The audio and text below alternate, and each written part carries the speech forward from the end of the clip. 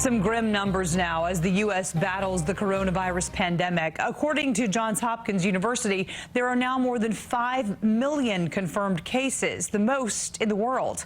Meanwhile, New York continues to see progress. The number of people who tested positive yesterday was 0.78%. That's the lowest since March. And New Jersey's transmission rate fell to 1.03. That's down from its 4-month high of 1.49 just a week ago. As the numbers rise, there is increased concern about a financial crisis for the unemployed. Democrats are critical of President Trump's executive directives to extend benefits in a move to bypass stalled congressional stimulus talks.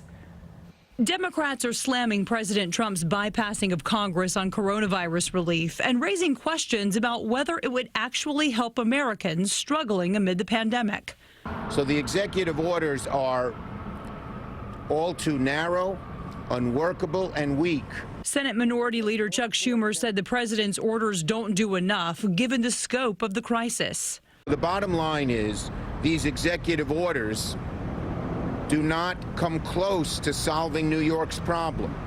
And I am urging the president and my Republican colleagues to the Senate to sit down and meet with us. Negotiations between Republicans and Democrats hit a wall last week. On Saturday, President Trump signed a directive offering a federal unemployment supplement of $400 a week.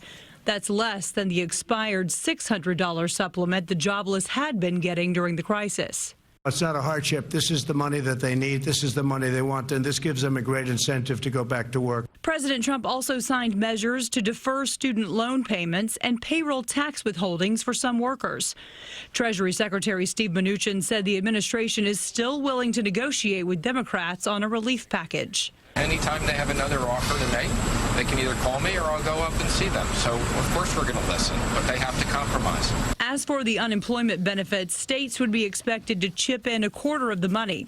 Governor Cuomo called that, quote, laughable, as states like New York have had their budgets decimated because of the pandemic.